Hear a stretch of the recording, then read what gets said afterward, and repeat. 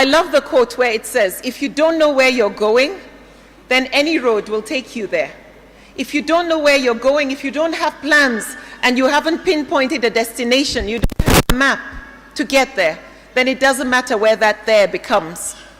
So if your marriage doesn't go according to plan, well, you didn't have plans in the first place on how to build a beautiful home. If your children don't grow up the way you had expected or hoped, then it doesn't matter how they turned out. Why? Because you didn't have plans for having them. For us to have a beautiful Muslim home, have a great, fulfilling relationship with our spouse, raise children that are not only God-conscious, but useful to themselves and society, it takes deliberate planning. It takes hard work, commitment from both you and your spouse, and a whole lot of prayers. So for us to build a beautiful Muslim home, it takes so much from us, but it takes deliberate, conscious actions. Due to time, I'm only going to be talking about two areas, two topics. However, the topic of how to build a beautiful Muslim home is inexhaustible. So I'm going to first talk about our relationship with our spouse, because if we are okay, often our children will be okay, and it's so much easier to instill values and raise children the right way. Then the second topic I'll be talking about is parenting and our roles. Now, marriage and parenting takes a true partnership between you and your spouse. Ideally, both of you have to be on the same page on the purpose of why you got married in the first place, on the same page in how to build a beautiful Muslim home, on the same page in how to raise well-disciplined children. Unfortunately, you find in many marriages today that some of us end up raising the children alone. We are the ones who take the driver's seat. We do all the work, and if things go well, they take credit. If things go wrong, we get blamed. Now, it's not compulsory to get married. It's highly encouraged. However, once we choose to get married, then what is compulsory on us is this huge role we have to play. We have rights and obligations. However, so does our spouse. We invited Allah to be a witness to our union. And once we sign that contract in His presence, we're going to have to answer to Him for what we did or didn't do. If one doesn't know one's rights or obligations, unfortunately, ignorance is not an excuse. We have to do our homework. We have to read. We have to ask. Fortunately, many of us can go on YouTube today or Google and just type in rights and obligations of a spouse in Islam. But the divorce rate in the Muslim community today is at an all-time high. And many couples are still together. However, they are running on empty. We are married. However, there is no relationship. I just came back from Kano where I gave this same lecture. And during the talk, a gentleman shared some statistics that I found extremely disturbing. Someone had conducted a research of northern Muslim women who were married, and 80% said they were unsatisfied with their marriage, that their marriages were unstable. Some feel trapped in the relationship. They exist like roommates or are in a relationship that is toxic. Sadly, they stay in that relationship due to several reasons, which I'm not going to go through. But we are not meant to suffer or manage in marriage. We are meant to grow, increase in value. We are not meant to depreciate or lose our self-worth. Now, peace and tranquility cannot be achieved if one spouse is oppressed, if one spouse is suffering, if one spouse is just managing. If you look critically at those relationships, you will discover that some key critical ingredients are missing that are meant to be in any beautiful home. Now, peace and tranquility in the home. Allah describes that thing as what we can achieve if we do everything right, that it's attainable, and that's why we get married, to achieve peace and tranquility. So peace and tranquility, hot, steamy bedroom acrobatics. It's a package. It's not isolated. It's not compartmentalized. You can't be fighting over issues, being disrespectful, being unfaithful to your spouse, and expect peace to exist. You can't expect love and mercy to exist in that kind of climate. You can't have feelings of contempt towards your spouse. unresolved issues, and expect passion and sparks to be flying. There has to be a balance. Certain key things have to be in place first. So the foundation and the structure of your marriage has to be solid. It is only when you have finished putting your building up, you finish building your house, that you start to put decorations on the wall. You put the rugs, you put the flowers around the house. But if the windows are missing, the roof is incomplete, the door is not there, then what are we decorating for? I experience this a lot, where people invite me to come and talk about how to bring back the passion in the relationship. And when they ask me to do one-on-one counseling, they say, tell me, how can I make sparks fly again? How can I bring back that passion? I was like, okay, first of all, you're having issues that haven't been addressed, haven't been resolved, and yet you want sparks to fly? You want to bring the passion back? I often ask, where did the passion go? What chased it away? It didn't go away by accident. Something chased it away. So you have to address what sent it out before it has room to come back. We shouldn't be putting decorations on a wall that is cracked. We shouldn't be putting plaster on wounds that will not heal. The wound has to be treated first. Issues and differences have to be addressed and resolved before we can achieve that state of peace and tranquility. So what is the condition of your marriage today? How solid is the foundation? How solid is the structure of your marriage? What is your relationship built on? What is the culture, the principles and values that are guiding your marriage? I like to describe it like the 5 pillars of your marriage. However, it can be 10, 15, or 20, it doesn't matter. The most important thing is it's like a code of conduct for your marriage. I recently asked my husband Said to sit down and jot down what he considers to be the top 10 pillars of our marriage, the foundation, our code of conduct that we will both observe. And I compared it to mine, and what I found interesting is after we looked at the 2 lists, there was only one thing that was different. So upon reviewing it, he said we needed to add it, and we came up with 11 things. The first was faith and spirituality. Because if Allah is our compass and He is our guide, it gives us a sense of direction for our marriage. So putting Allah first, it gives us the right qibla. We do acts of ibadah together because spirituality is it for us. We pray together, we fast together as a family. Even during Ramadan, there's a mosque right outside our home, but my husband stays home and leads us in prayer. So we pray together. The second pillar of our marriage is fidelity and loyalty. Loyalty to the institution of marriage, loyalty to one another, loyalty to the children, loyalty to the family. And then mutual respect, that no matter how upset we may get, in any way we relate with each other, the currency must be with respect. Then the fourth is mutual growth, that we both agree that in the marriage we will grow together. We will encourage and support each other in our personal growth. The fifth is that we trust each other completely, that I trust his word, that what he says is going to be truthful. We trust each other to be honest. We trust each other to be there for one another, to be sincere and faithful. The sixth is forgiveness and giving each other the benefit of the doubt.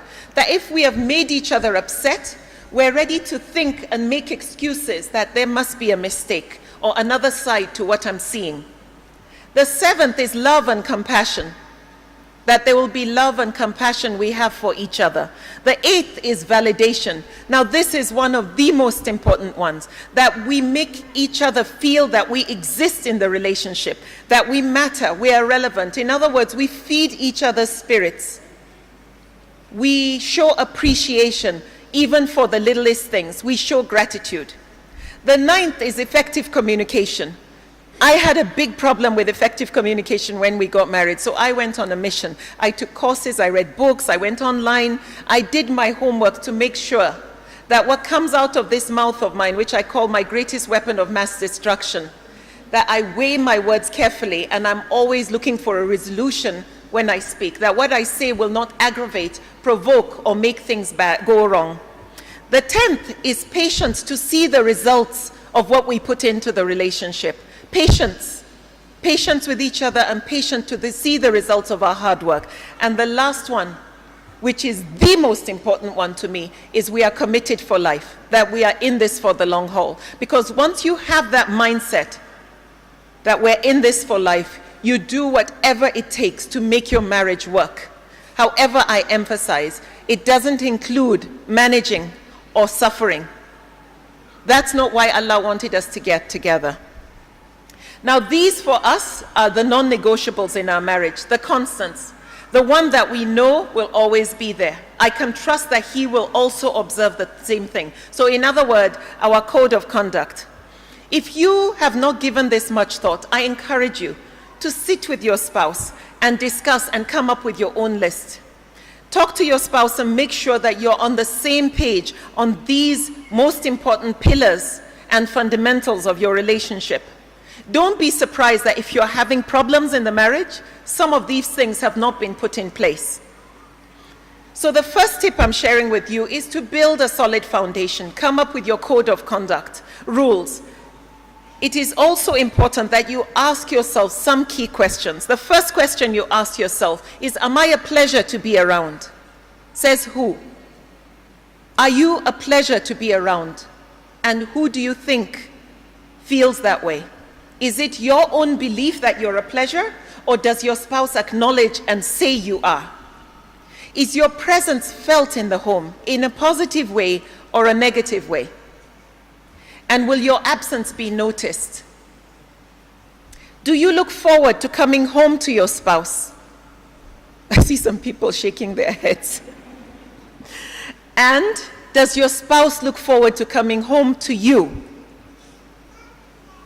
If you think the answers to these questions are yes, then if there are cracks, ask yourself, what role did I play to make these cracks get wider, and what am I doing to mend them? But if you think the answers to those questions are yes, ask your spouse sincerely. Find the courage to ask your spouse, am I a pleasure to be around? Do you look forward to coming home to me? Do you look forward to coming home to me? Finally, are you conscious of what you are modeling to your children? Are you comfortable that your children one day will most likely copy what they saw in the home? Because what you are doing is you are teaching them how to relate with their spouse and how to raise their children.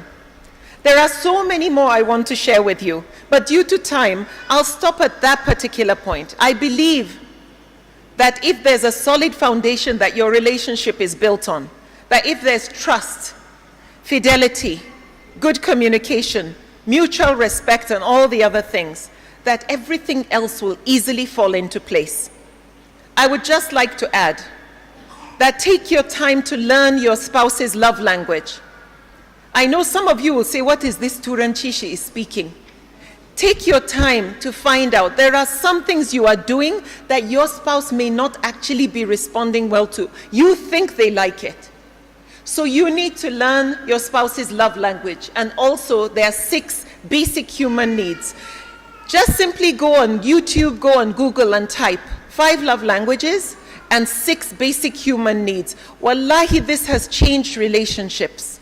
This has transformed relationships.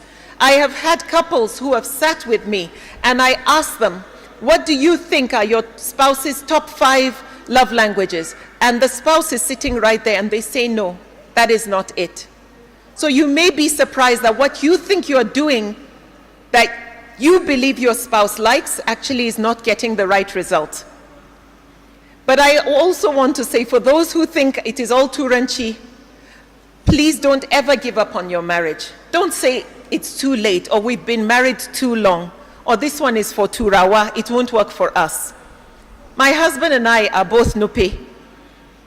And one thing we never forget is that we try to model what we know the Prophet ﷺ did with his wife and his children. And we never ever forget that Allah will ask us how we related with each other, how we fulfilled each other's obligations. And there is nothing more pleasurable than coming back to a home, not to a house. Coming back to a home, to your best friend, your confidant, your lover, your partner for life. Now we've talked about the relationship between us and our spouse. Let us look at parenting.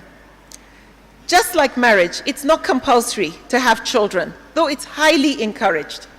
But our children didn't choose us to be their parents. Allah did. But they didn't ask to be born. We chose to have them. However, we didn't choose their character or their personality.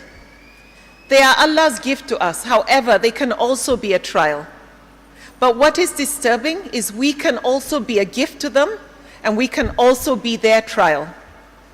Did we have plans on how we want to raise our children? Are we conscious of our behavior that they will most likely replicate, both the good and the bad? What seeds are we consciously planting in our children? What gifts are we giving them?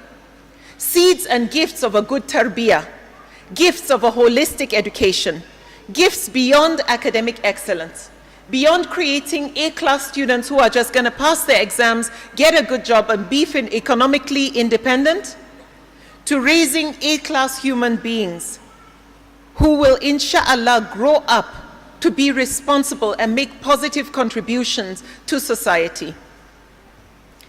Just as they will be called to account for how they took care of us in our old age, we will be called to account for how we raised our children and what we did with them. If we fail at this thing called parenting, or drop the ball, or neglect our responsibilities, we could create dysfunctional children. Children who grow up to be a problem to their spouse. Children who grow up to be a problem to their children, to their children as well. Eventually, we end up creating a menace to society. We look at the problems we're facing in the youth today. Wallahi, it goes back down to family values, the roots. How did we start? Where did we drop the ball? One thing that I believe is extremely important about parenting is, are we conscious of why we had them? Like I said at the beginning, many of us just get married, have children. 9 months later, they are there. We end up becoming accidental parents because we didn't have deliberate plans on why we want to have them and how we want to raise them, to make sure that we raise them together. Sometimes we make the mistake of having our children because we want to live our dreams through them.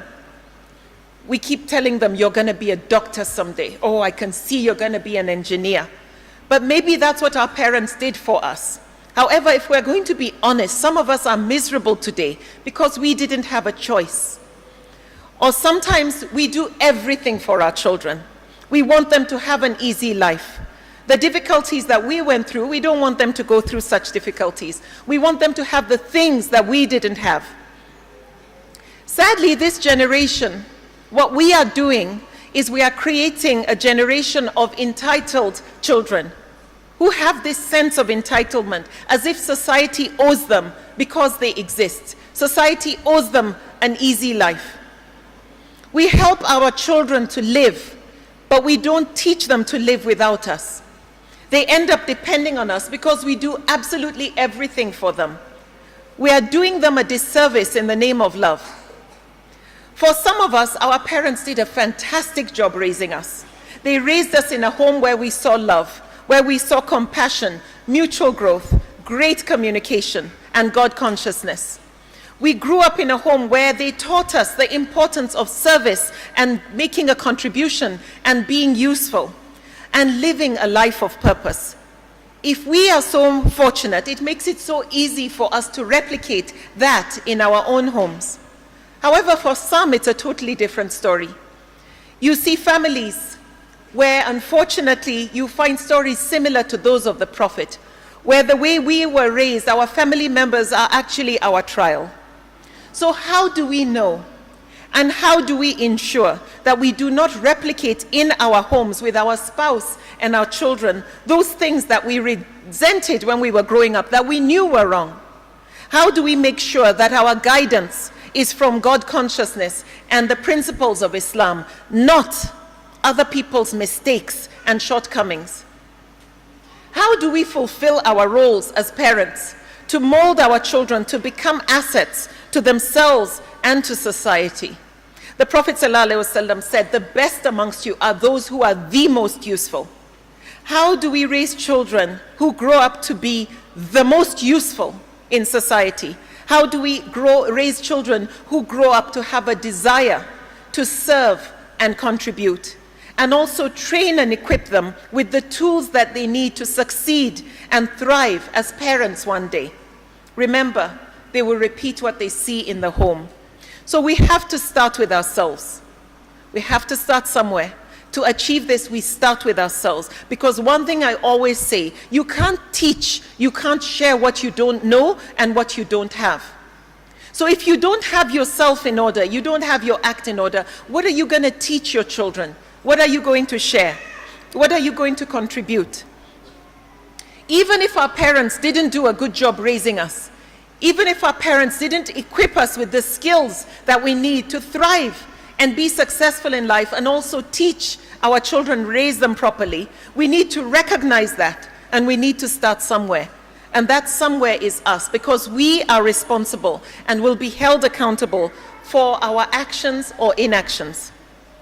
I'd like us to just imagine a scenario that we've been told we have 6 months to live a healthy life, then our life will come to an end.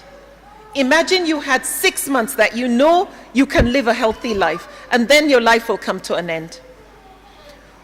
I ask you to think about these questions and ask your spouse this. What are the most important contributions, if you had 6 months to live, that you want to make to your spouse and to the family? What are the most important contributions you want to make to your spouse and to the family? The second question, what are the most important lessons you want to teach your children in the next 6 months? And the third, what qualities or examples of yours do you want your children never to forget? Now we're talking 6 months here. But what guarantees do you have that you will live to see another 6 months, another month, another week, another year? And are you ready to say goodbye to your children right now? What guarantees do you have that you will live to see another day? And are you ready to face Allah, to be called to account for how you related with your spouse and with your children? Now, this was not an easy exercise. However, I sat my husband down and I sat my children down separately, and I went through this with them. I asked my husband, what are the most important contributions that I have made to you and to the family? The feedback amazed me, alhamdulillah. But I ask you to do the same. Do this inventory now, because it helps you get feedback so you know if you need to make any modifications. I also asked, what is it that I'm doing today that you want me to do differently? What am I doing today that you want me to do differently? Then to the children, I sat them down, both of them separately, and I asked, what are the most important lessons that Mama has ever taught you? What are the most important lessons that Mama has ever taught you? Then the second question I asked them, which examples and which qualities of mine will you never forget? Mothers and mothers-to-be, I ask you, these are important questions. It's so important we get feedback because it helps us in how we relate with our spouse and our children. I ask you to do the same because the feedback may actually surprise you. The answer to these kind of questions and more gives me a sense of purpose and direction because it tells me what I need to modify. And it helps us live each day deliberately, guided by our goals and the goals we have for our children and the family and the marriage. Now that we had a compass, or if I may describe a personal qibla, it made it so much easier for me to learn, ask questions, and alhamdulillah, share my best practices today and my biggest mistakes.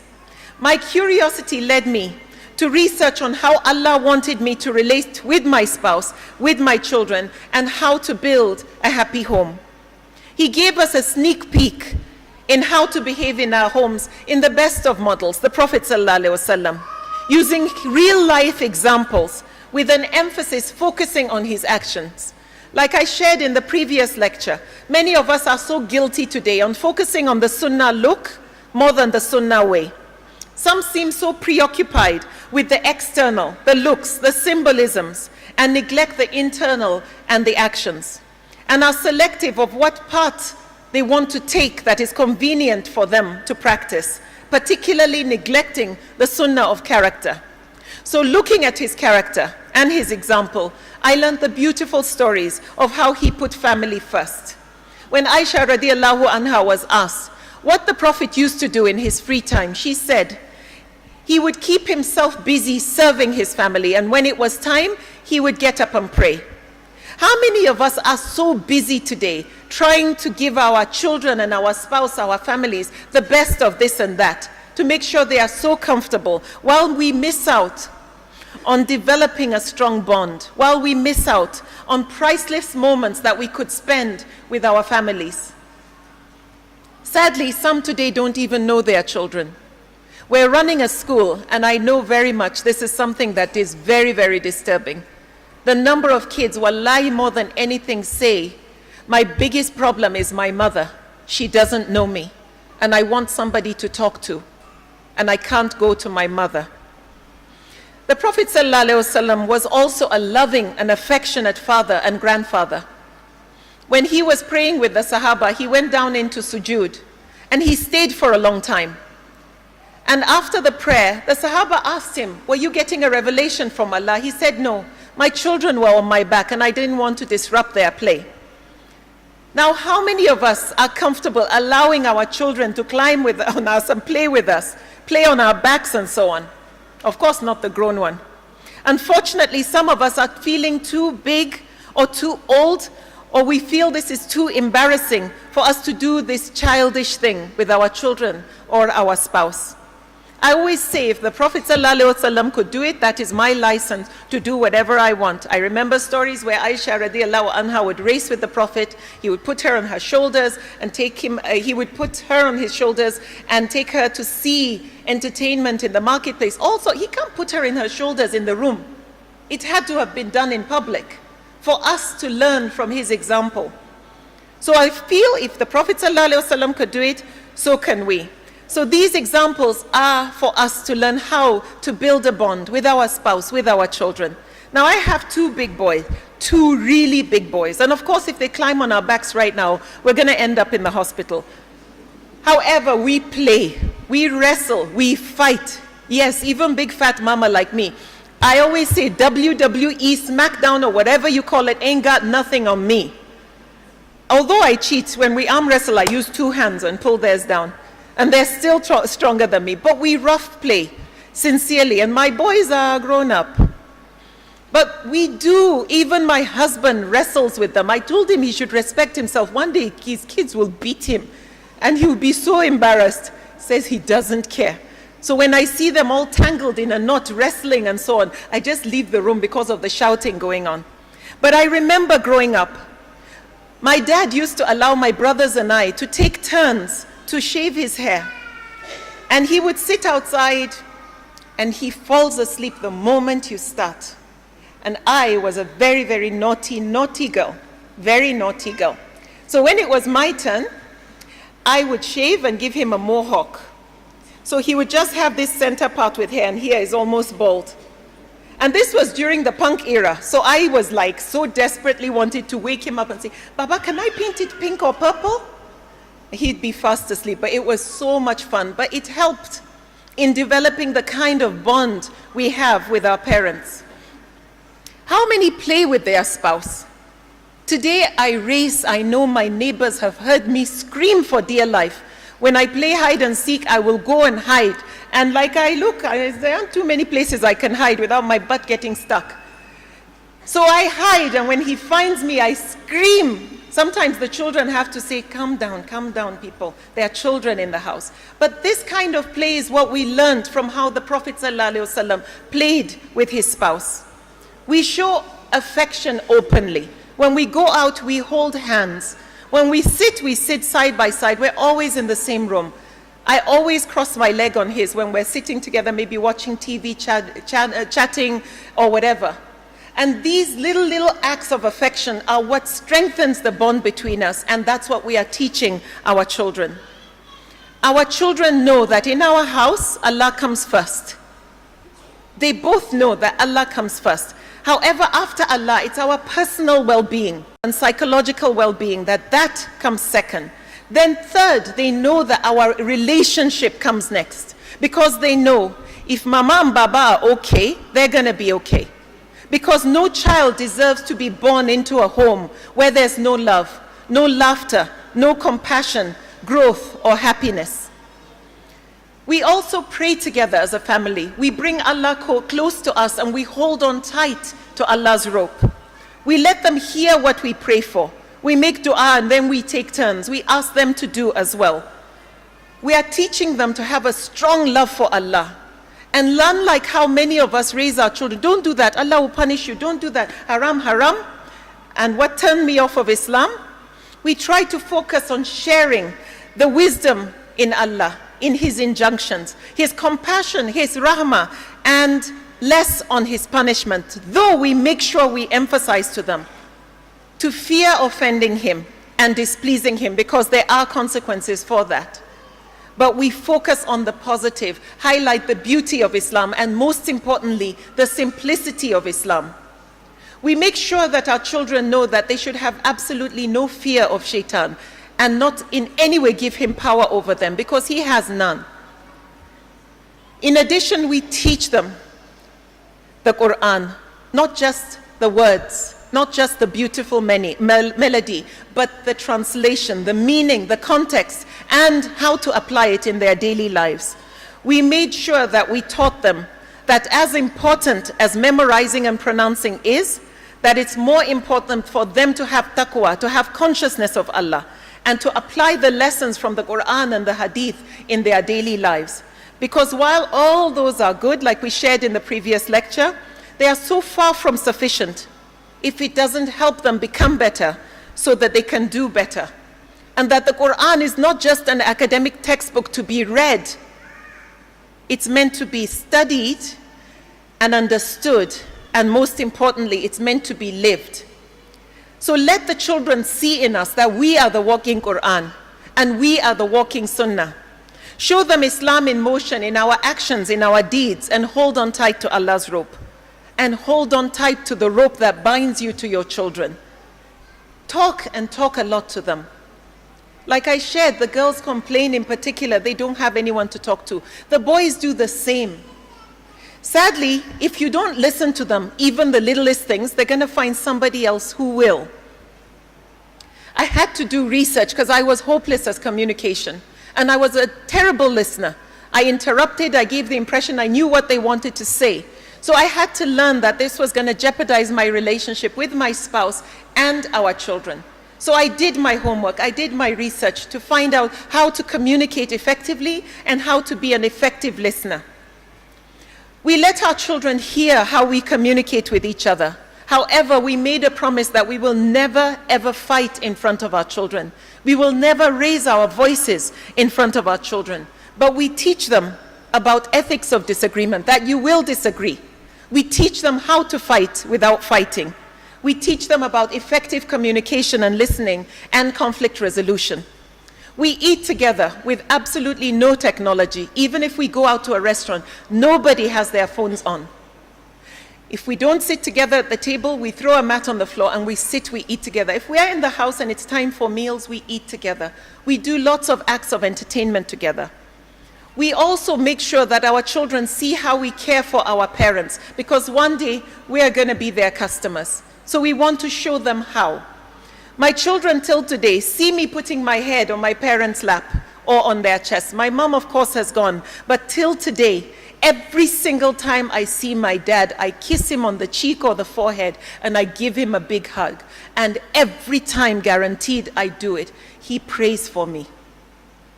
I make sure they see this and they listen to how I sit and listen to the stories, even though I've heard them over 100 times, even though I can tell the same story. Every time I look with fascination as they tell the story and I act like I'm hearing it for the first time. My dad was talking about how he met my mom just about 4 days ago. And I've heard this story, the world has heard this story. But when you say, have I told you this story? I was like, Baba, tell me again. And then he starts narrating the story with so much passion and emphasis on every word And every moment, every dua he made until he finally saw her. And I act like I heard it for the very first time. We are developing a culture where they get to also join us in community service. My brother is a strong advocate of protecting the environment, so he does a lot of tree planting. But he also emphasizes the blessing in planting a tree. So as a big family, we all get together and we plant trees together, because we keep remembering that if a bird sits under that tree or somebody enjoys the shade of that tree, we get the reward for it even after we are gone. We go visit the orphans together. We read to them.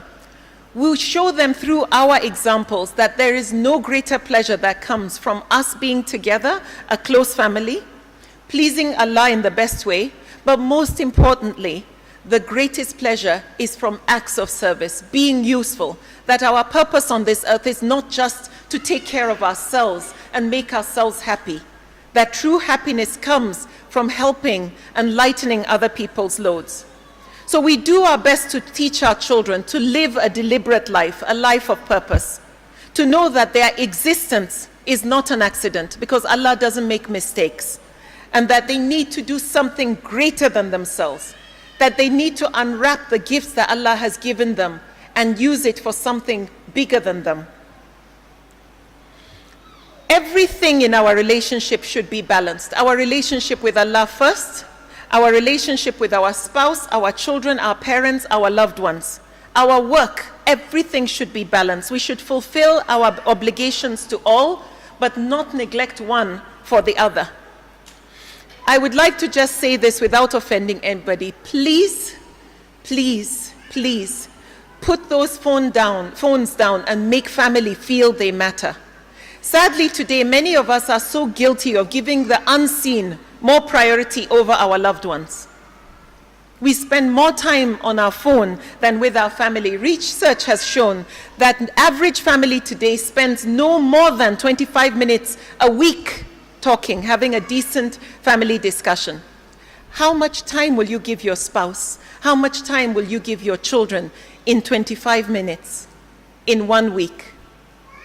And if you think of the hours we spend on our phones instead, and how we allow people to knock on our doors, on our phones with the alerts, entering our homes, even at 2 in the morning, we quickly check to see. We should be very conscious of how this thing is destroying us and our families today. Yes, we are all so busy. Everybody is busy. You can't find somebody who won't say he's busy. But we chose to get married, and we chose to have children, and we have obligations, and we will answer to Allah for those obligations. Having said that, sometimes you do everything in your power to make your marriage work, and things don't work out. Sometimes you do everything in your power to raise your children in the best way you possibly could, and they still go astray. Like I shared in my first lecture, just because our children grow up in Muslim homes doesn't make them practicing Muslims. We have 2 boys. One of them, the seeds we've been planting in them have started to germinate. And alhamdulillah, it seems his compass is facing Qibla. The second one is going through the similar journey and trial that I went through. However, as parents, our role is to continue to plant seeds.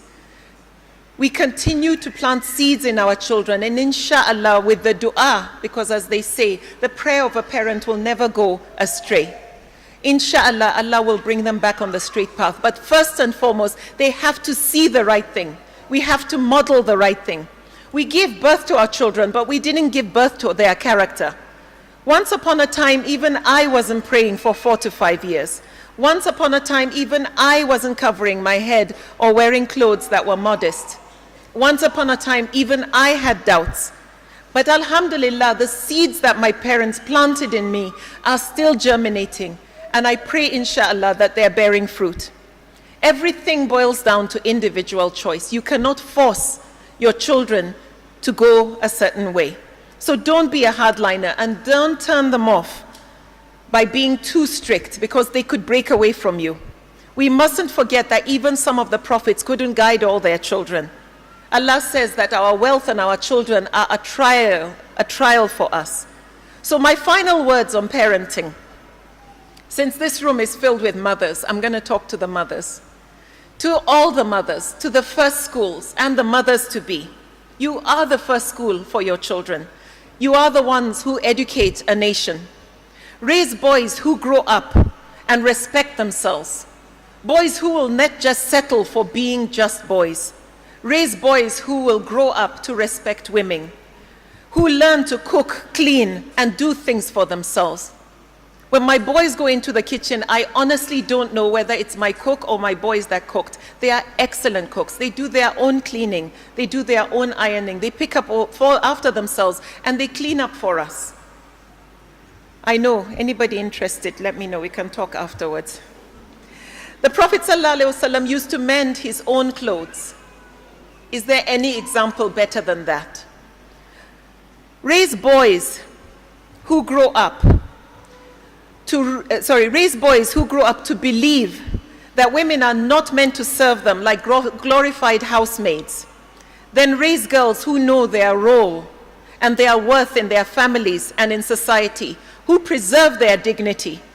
And what she said is that her mother doesn't want the stigma that her daughter came back home. So she made it clear to her that you cannot come home. You have to manage. Like I said at the beginning of this lecture, we're not meant to suffer. We're not supposed to manage in marriage. We're not supposed to be broken or depreciated. And there are so many who are hurting today simply because they didn't have an outlet, or we made it taboo to run away when things get too heavy for us. Then sometimes, in spite of all your good efforts, divorce occurs. It's so important to remember that parenting is for life. Keep your children away from the chaos and the battlefield. Don't make them your psychiatrists, your lawyers. Don't make them take sides. Don't make them resent your spouse. They may end up resenting you later on. My final words on how to build a beautiful Muslim home. My husband and I and the children, we treat our family, our home, like a garden. We put a fence around it and we guard it jealously. But everybody is planting seeds. Everybody is contributing, nurturing the soil, fertilizing, adding water, making sure there's enough sunlight. And everybody is removing the weeds, starting with the weeds within ourselves, our bad habits. Alhamdulillah, we get to smell the beautiful flowers and taste the sweet fruit that come from our hard work, our sacrifices, our prayers, and our commitment to our marriage. The fact that we are here today, this is a full house, means everybody came out to learn, like I do. Everybody came out to be better. I always tell people I'm not a scholar, I'm a student. But just because we attend lecture upon lecture, read books upon books, they are so far from sufficient if it doesn't make us better so that we can do more and be better. If it doesn't make us a better spouse, if it doesn't make us a better parent, if it doesn't make us a better Muslim, and if it doesn't translate into our actions. We have more access today to information and knowledge than ever before in our lives. We have great scholars from around the world that are talking to us on our phones, in our homes, on any channel we look for. They are right there at our fingertips. But the world isn't becoming a better place, and the Ummah is losing its identity. And marriages are breaking down faster than ever, and we're seeing more and more dysfunctional homes. It all boils down to good old family values. We are seeing more and more marriages breaking down. What many are suffering today is the self-discipline to apply the knowledge they have learned and bring it to life. Because so many have heard so much, even during this month of Ramadan. So many have listened to the tafsirs. So many have watched on their phones things that would help them learn and grow. The challenge is applying it. So let the fertilizer, the water, the sunlight, nurture our hearts and our relationships and produce beautiful sweet fruit.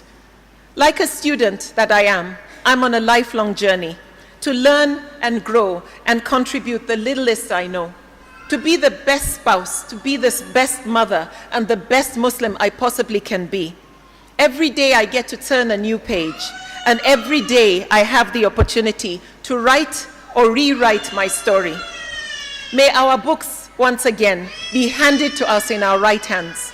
May they weigh heavy with all the deeds that we have done while on this earth, with the gifts we've been blessed with. May our spouse, our children, and our loved ones, those whose lives we have touched and inspired, even the animals that we were kind to and the trees that we planted, may they all serve as a witness for us in the life to come. Once again, I ask you to forgive me if I have erred in any way. May Allah bless you all and grant you the full blessing of this month of Ramadan. Jazakumullahu khairan.